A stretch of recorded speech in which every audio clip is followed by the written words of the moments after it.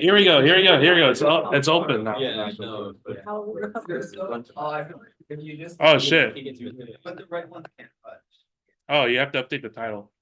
Week 7. Week 7, spring 2024, and this one is short horror stories. Short. Whoops. Okay. Are we there? And in the description needs to update. Maybe.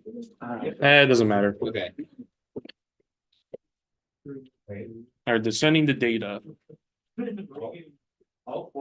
you go. You see it? You see it? All right, it is streaming now. Yes. Finally. What's up, chat? How we doing again? Yeah, it changed again. It changed. How do I get it It again? changed again. So What? The Zoom link. How we doing, chat? We'll get you over there. Okay, Ryan, can I sit on this chair, please? Okay. Thank you. How we doing, chat? How we doing? Yeah, that's the. Okay, this one's I short. know that he is. This one's what? This one's short. Okay, this one's the, Highlighted everything. it's doable. 8,000 by 8,000 textures. honestly, So, the same map, but even with all those are the. the only things that are. Where the fuck am I? Okay. Oh, yeah, you also have to make it. Isn't it human for us to be late? Oh dear. No. It's a Fuck. Not a question. Okay. I would It's a say pathetic to be targeted. as even an acquaintance. Okay, I updated it. Okay, it should look like. Where do you have the presentation? It's on the Firefox tab. On fire? Did you close it off? No, I didn't. Oh, okay. It's on Swingin', but Yes. Okay, Oh my god. no, 'cause we have to share. the- oh shit, right. You like made a lasagna that made the Italians proud. Who cares? You know. They got a white one? But I'm on to it. I've done stuff for videos and I've said that I'm gonna do stuff for videos. Oh, Which means I did like one thing. Oh my god. we have one. Okay. We can, hey, let's go Stranger Things. Do I have any Stranger Things fans in here? Why did I pick it? I don't know. Cause me. I found it earlier. Oh, wait, do you want to be shown? Ooh. Do you want to be shown? No, No, well, keep it, keep it. no, I'm Wait. playing Keep it, keep it. Oh, fuck. I don't know. Bro, we can. Okay, go ahead. Okay. Fuck. All right, guys, we're gonna start the workshop now. No. Okay, hi guys, I'm Keegan, and today's workshop is short horror stories. Yeah, and I'm Jackie. I helped. Yeah. Okay, so for today, we're gonna have a quick overview of short stories, horror stories, and what makes horror and how to write for it, and then we are gonna have a small activity. Short horror stories overview. Short horror stories are narratives that are meant to invoke fear, suspense, or discomfort in a limited amount of space, page space, ranging from 1,000 to 7,500 words. What makes horror? Suspense, slow build up to jump scares or big reveal. The unknown. Human beings are fear that which we cannot like comprehend. Uncanny, make the ordinary strange and unsettling. Gore, guts, blood, organs, death, grief, and there's a lot of aspects to it. There's also like psychological stuff you can get into, and a lot of it's just to make people uncomfortable. Yeah, there's like psychological horror. You can have like body horror, or you can use Uncanny Valley. Who here knows about Uncanny Valley? Like who here has seen some pictures? Okay, that's a good amount. Uncanny Valley pictures take an ordinary picture, say like a human being's face, and then they contort it in such a way where it can be like as small as like changing the eye shape, the iris shape, or like it can be like drastically altering a picture to make it look really creepy. Or making a really tall man. Yes, exactly. Here are some horror games. Okay, from the ones that are not on here, are there any horror games that you guys like? Yes. Alien Isolation. Oh, interesting. Oh, Psychological. oh, psychological horror. Dead Space. Dead Space. That's nice. Do you have one that's on here? Oh, Resident Evil. I Oh, love that series. Oh. Can I play it? No, I can't. I could Okay. only play the one that's co-op. what do you, does anyone want to share what they like about their particular game that they mentioned? Oh, I never played it, but I really like the lore of Five Nights at Freddy's. oh, the lore of Five Nights at Freddy's. Did you watch like a YouTube video, like breakdown of the lore? I watched wonder Matt if- Pat's. I can't believe you. I'm tired. You guys should play Five Nights at Peter's. I think. I don't- One out of three. I don't really play these games, but I do like seeing people play through Chilla's art games. I think Chill's art is so good. Didn't they do the most recent one that they did with Parasocial? I'm not actually sure. I don't keep too much track of it, but I think games like Chilla's art and like Fears to Fathom. Yeah. I think I really like how they kind of have like a more grounded tone, but they're still able to like be super spooky. Yeah, and it Chill's art games typically have like that like retro effect to them, like I don't know, they have like a found footage type of like look to them. I like it. Okay, moving on. Okay, how to write a short horror story. So a strong concept. Don't be afraid to try something new. Horror is most effective when the plot is not expected. Subverting the player's expectations. There are basic concepts that can be explored. That have been explored already, like stuff about like vampires, zombies. But again, you could always just bring your own twist. That's why we have a variation of types of vampires and zombies. So You can make a Yeah. vampire zombie. pretty sure that's not it. How's it? Okay, we'll search it up after. I'm pretty sure. Wait, Wait, are vampires zombies? vampires are Vampires? dead. So then they are. I mean, I guess. I guess so, because like technicality, they get blood, are. but like they're attracted to okay, But it's like- vampires are attracted to blood, zombies are attracted to brains. Yeah, and they have separate like definitions of what makes them them. Very true. Yeah. Okay. Is that it? Okay. Okay. Yeah. Yeah. Setting. Choose a setting that enhances the sense of discomfort and fear.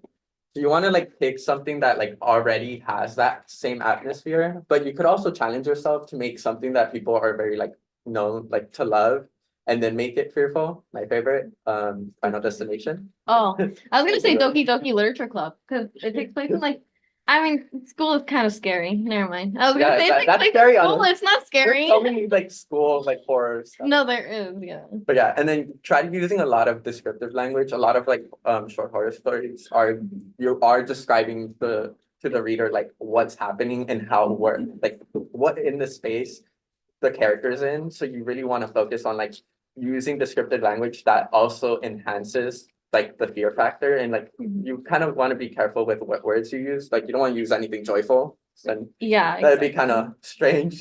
Yeah, you want to kind of be a little bit I don't know how to say this word in English, but you're gonna be no, you want to be kind of like allude to things. Don't outright say them, but like Yeah. leave something up for interpretation, I guess is what I'm trying to say.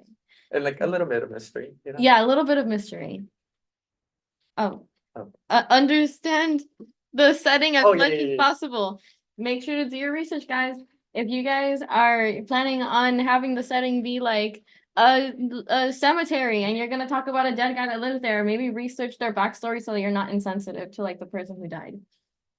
Yeah, you kind of just want to know because like a lot of readers do have like some of their own information, so it really helps to have like some research on where you're making the story and like how that area interacts and how people have written about it before. So you want to be aware of that. Very true.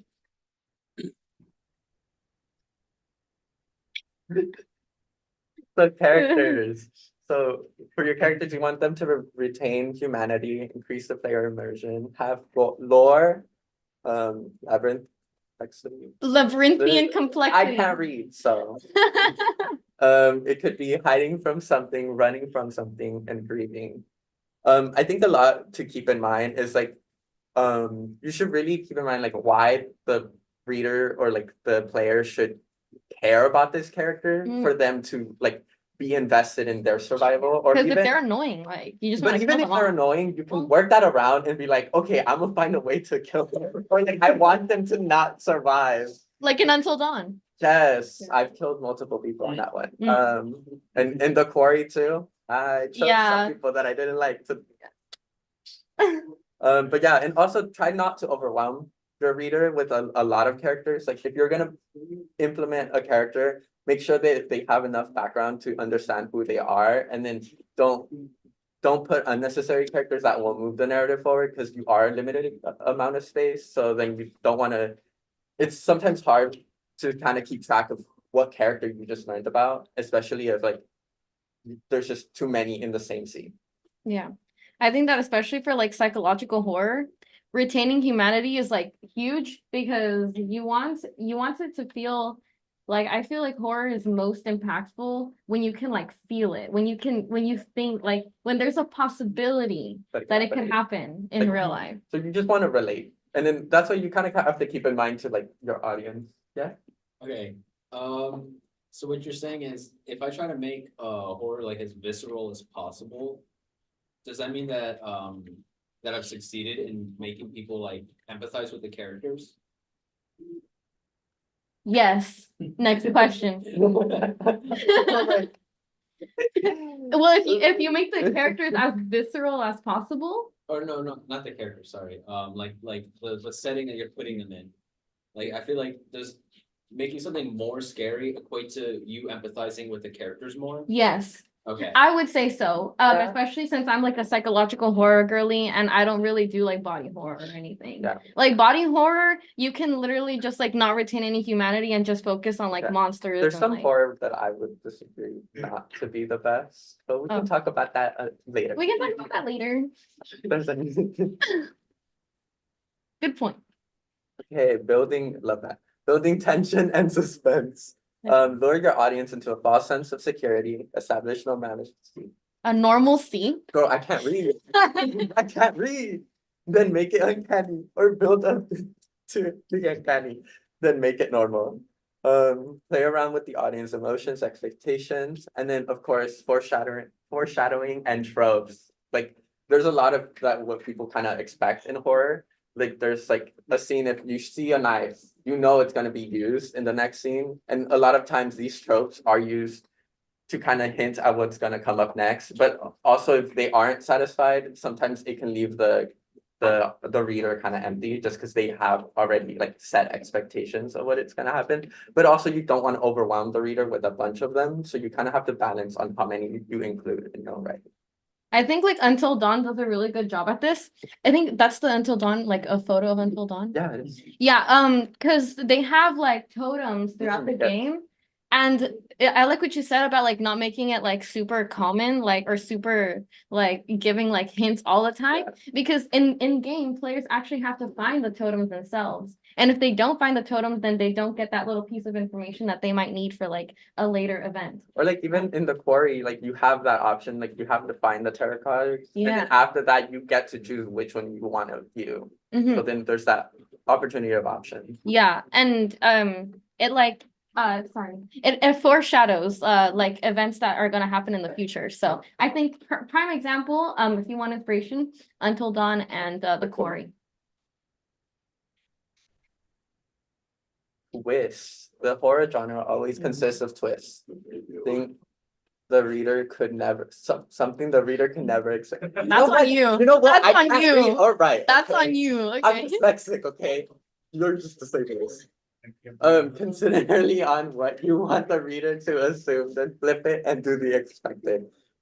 Possibilities, unexpected character setting, change, new information that comes about. Yeah. So Yeah. you just kind of want something that the reader doesn't expect will happen. And like obviously like you can't just throw them a bunch of like random twists that were never foreshadowed. Yeah, So like- you kind of want to build it up. Yeah. And then of course like you could just it's a lot of just like understanding like what you want the reader to assume in the beginning and then just going the complete opposite way. Mhm. But that makes sense for them to like grasp on where you got that twist from. That makes sense. That does make sense. I don't think I have anything to add on. For me. Wait, You got this one. me? Oh, yes, I got this one. Okay, so the next is dread. Established, according to the Oxford English. Oxford Dictionary, and not Oxford. A feeling of great dread is defined as a feeling of great fear about something that might or will happen in the future. A thing that causes this feeling. That's such a weird definition. Anyway, let's get into how to replicate this feeling. All right. So you want to establish a looming threat. So already you'll want to have the looming threat already pre-established, defined, and so that the player is aware of what the threat is and the significance it has on the player and the plot. Why is this monster important? What does it do? And then you want to lead up to the inevitable doom. So the inevitable doom that the player will face. This will increase the dread because the player will know that if something's going to happen, they don't exactly know when, but they know it's going to happen, and they know it feels I describe it as a magnetic feeling. Two forces will come together. You're just bracing for impact. And while you're bracing for impact, you kind of feel the weight of the moment. Sorry, I like to yap. No, that was good. That was good. Do you have anything to add? No, that was great. Dialogue and action, one of the most important elements in short stories. So, in short stories, it's the dialogue. It's important to keep track of who is talking and where they are in the space. Remember, show, don't tell when it comes to writing characters, actions, emotions, and dialogue. You have limited space, so ensure that the dialogue pushes the narrative forward. Again, a lot of it, even in games, you if you're gonna write for something, you don't want your character to have dialogue being oh, I'm scared, or I'm not feeling this way. A lot of it just takes you out of the immersiveness. Mhm. So you just want them write down, oh, their facial expression should be this, or they are shaking. What I like to do is write from my own personal experience. I like to write about my own anxiety, because then I'm able to view what type of physical attributes that I may have when I'm feeling that way, so then I can best describe it in my writing. Yeah, and I think that's also why it's important to do your research, because Yeah. a lot of the times in horror stories, the characters are fighting their own battles, and some of them might have mental health issues or disorders. Yeah. And so it's nice to be sensitive of that and to do your research, because especially if you don't have that and you don't know what that feels like, maybe talk to someone who does, interview someone, or you can just look at stuff online. The ending. Have a strong ending with room for interpretation. Easiest for psychological horror. Very difficult for pre-established threats. Should be impactful. Readability is difficult. Oh, replayability. Oh, I can't read. Twist. Grand reveal should tie up loose ends and leave one major question unanswered. There's usually, when you bring up in horror any questions for the readers, you usually expect there to be an answer, but you can leave some where you could just have the reader assume what it could have been about. But of course, you don't want to just leave a bunch of unanswered questions, Yeah. oh, what happened to the character, or what happened to the antagonist, where did they go, or what consequences happened from the story that you just told. So you want to keep track of what you decided to have the reader's question while reading it, and then check after every time you bring something up if that is resolved at the end. Yeah, and I feel like that could also be a marketing ploy. Leaving unanswered questions at the end leaves room for part 2, or a continuation of the game that you've made. So, also keep that in mind in case you want to make a series out of it. Do you have anything else? All right. Oh, wait, no, go Oh. back. I think I will add, typically most horror story endings aren't going to be very happy. They're going to be very either bittersweet or depressing. Yeah. They'll leave off on kind of a bad note, kind of, in order to help instill that like sense of like Dread. I guess it could be something like I that. think- It's like leaving more of an impact because it's kind of like you feel unsatisfied, but they kind of think of it a little bit more, and it's kind of like it helps you like it helps make the story more memorable. I Yeah. suppose. And I think that also works like that's also a big key in like horror. The reason why it's really effective is because you think about it later. Yeah. And like at nighttime when the lights are off, you're like, oh my god, this monster is gonna come out and eat And then, me or like, something. going back to the other games, like Until Dawn and The Quarry, like with those games, like although they like there are survivors, but like at the end you kind of see in the credits them like all traumatized. Yeah. So then you I kind- love that. you Until Dawn. get so much out of that, just Yeah. seeing like how much that affected them. Like you Mhm. want to show what impact you made with that story. Exactly. Perfect example. Revise and edit, pure feedback, play testing, text effectiveness. Keep intentions in mind. What direction will your story take? What do you wish to add and experiment with? And take a look back at your work, make changes and find spaces that can be taken out or that require more depth.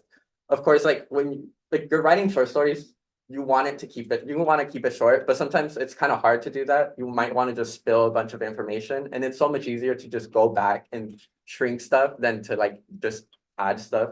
It's just easier, at least for me. But yeah, like sometimes certain scenes you may have left a little like not as detailed as you wanted, or maybe it could be more impactful to the narrative. So you might want to just go back and fix it a little, always have someone else read it for you. Just because like you already looked through your own work so much where like you won't feel the same effect of like that horror because you know what's gonna happen next. Very well said. Tips for writing, step away from your work. Not healthy to stay in the dark mindset of horror writing. Come back with a fresh eyes and new perspective.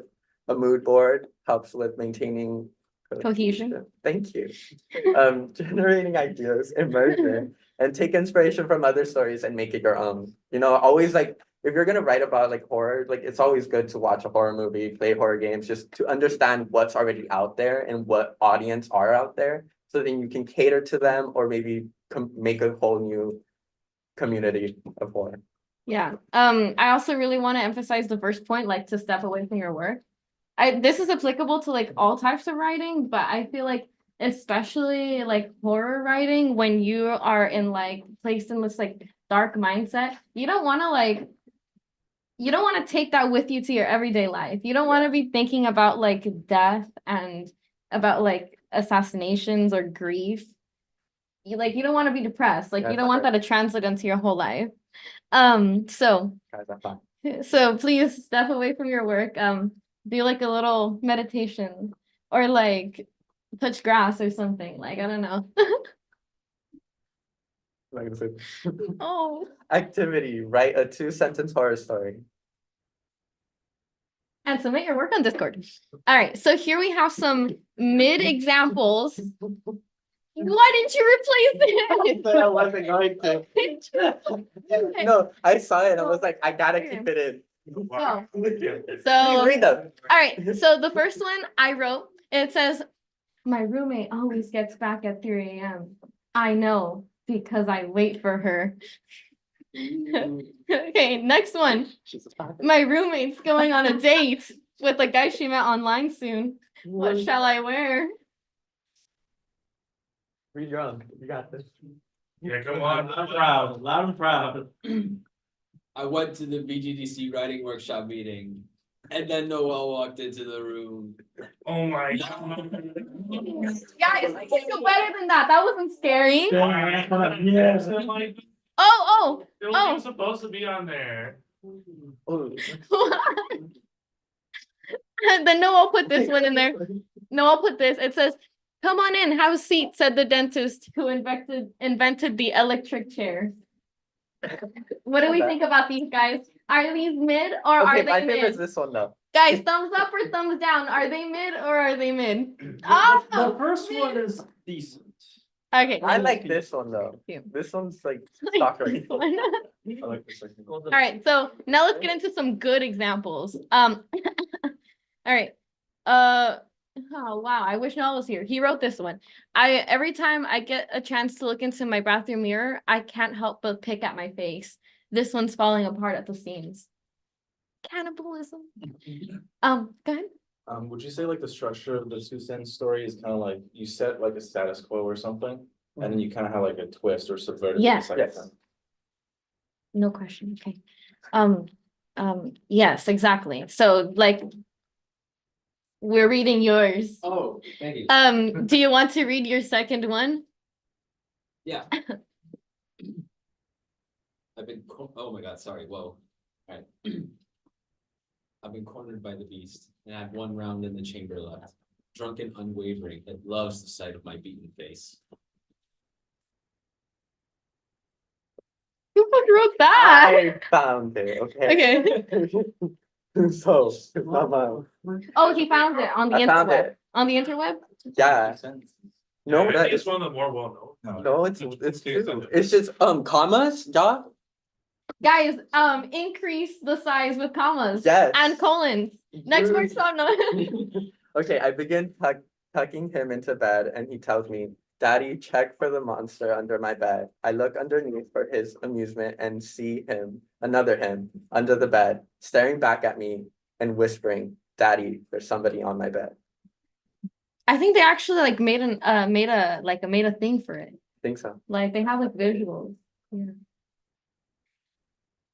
You guys can do so much better. Wait, She's like, leave. so write your own 2-second sentence. I always say second.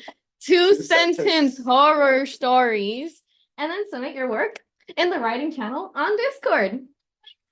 Yeah. I'll be submitting more bad ones, so you guys have comparisons.